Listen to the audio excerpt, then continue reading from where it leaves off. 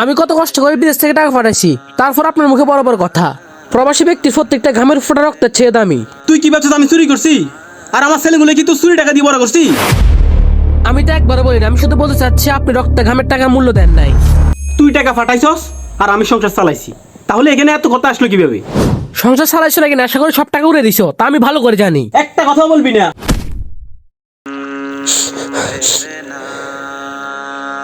আজ মা যদি বেঁচে থাকতো তাহলে এই দৃশ্যটা দেখতাম না।